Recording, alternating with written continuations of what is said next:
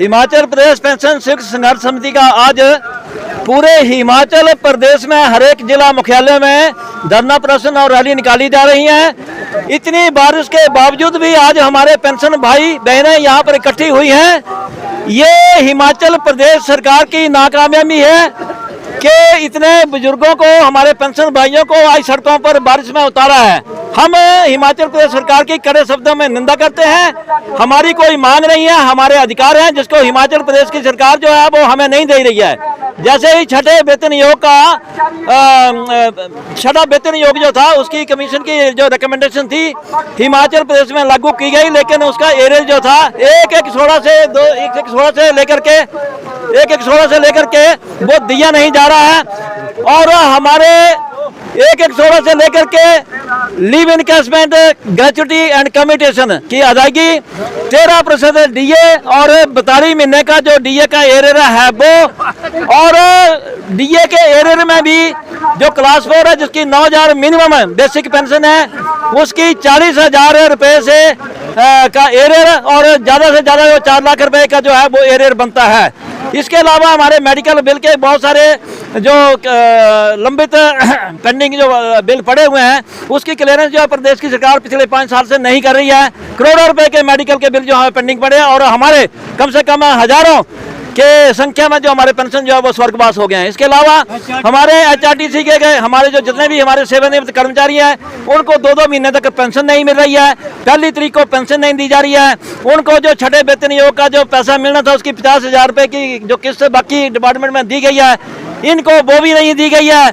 और permanent solution जो है HRTC के भाइयों को पेंशन का होना चाहिए। ये हम हिमाचल प्रदेश सरकार से पहले भी आग्रह करते रहे हैं, अभी भी आग्रह कर रहे हैं। हमारे शहरी नगर निकाय के जो हमारे सेवानिवृत्त कर्मचारी हैं उनको पेंशन जो है एक 16 से दी जा रही है, एक 6 से नहीं दे रहे हैं।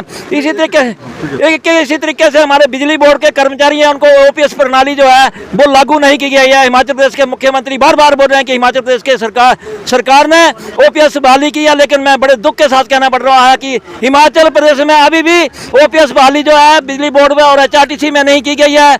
इसके अलावा हमारे पुलिस विभाग के जो सेवानिवृत्त कर्मचारी हैं उनको सेना की तर्ज पर जो हमने मांगी है कि उनको कैंटीन की फैसिलिटी होनी चाहिए और रिक्रूट में उनका कोटा जो है वो फिक्स होना चाहिए। इसी तरीके से हमारे कॉर्पोरेट सेक्टर के जो बहनें भाई हैं हमारे उनको 2004 में जाकर के पेंशन बंद कर दी और आज जो है वो पेंशन नहीं ले रहे हैं। 1999 में एक नोटिफिकेशन हिमाचल प्रदेश सरकार ने निकाली थी जिसमें हिमाचल प्रदेश में कॉर्पोरेट सेक्टर के सारे जितने भी हमारे सेवानिवृत्त कर्मचारी थे उनको पेंशन की अदायगी की गई। हमारी मांग है कि आंदोलन यहीं तक रहेगा या कोई और भी रुख इख्तियार किया जाएगा? नहीं, हमारा आंदोलन जो है कंटिन्यूसली चलेगा। ये तो आज मौसम ने हमारा थोड़ा सा बिगाड़ दिया और हमारे हजारों की संख्या में जो है लोग मतलब रुक गए हैं। जैसे कि मुझे अभी फोन आया कि हम चंबा जाने के लिए हमारी 15 गाड़ियां जो हैं वो ऊपर जोत पर वहाँ पर खड़ी हो गई, रुक गई हैं क्योंकि आगे जो है बर्फ जो है उसमें बर्फबारी जो है बर्फबारी हो रही है और बर्फबारी के वजह से वहाँ पर नहीं जा रहे हैं।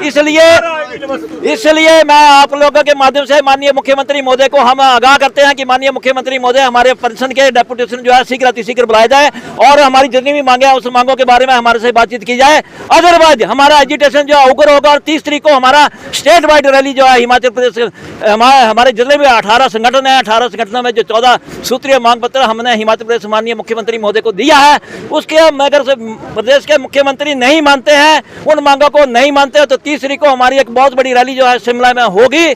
और अगर फिर भी माननीय मुख्यमंत्री महोदय नहीं मानते हैं तो आने वाले समय में आर पार की लड़ाई जो है प्रदेश की सरकार के साथ लड़ी जाएगी। आपने कहां से कहां तक रैली निकाली है? आज हमने रैली जो निकाली है ये बाबा मेडिकल चौक से लेकर के और यहाँ पर कचहरी अड्डे तक ये निकाली है क्योंकि बारिश ज्यादा थी इसलिए हमने ये शॉर्ट कर दी है। लेकिन ये रैली जो आगे जो निकलेगी आपको भी मालूम है, हम आज भी हमारे हजारों की संख्या में जो पेंशन है अभी दुकानों में पड़ गए हैं बीच में जाकर के और भाई बहन जो है अभी भी रुके हुए। हमारे बहुत सारे पेंशन जो है रास्ते में रुके हुए हैं वो आने वाले हैं। लेकिन ये रैली जो है और धरना प्रदर्शन जो अभी भी चलेगा, चलता रहेगा। 2 बजे तक हमने टाइम फिक्स किया और उसके बाद माननीय जिलाधीश महोदय को मांग पत्र जो है मेमोरेंडम जो है वो उनके ऑफिस में जाकर के सौंपा जाएगा।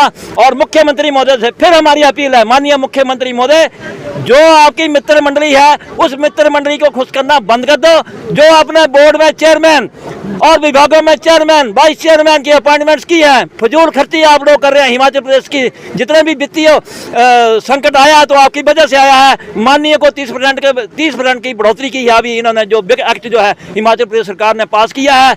हम चाहते हैं कि उस पर अंकुश लगाया जाए। और अभी अभी हाल में 10 गाड़ियां APMC की खरीदी गई, लाखों रुपए की गाड़ियां खरीदी गई। उसके बाद जो है और भी 4-5 गाड़ियां खरीदी गई।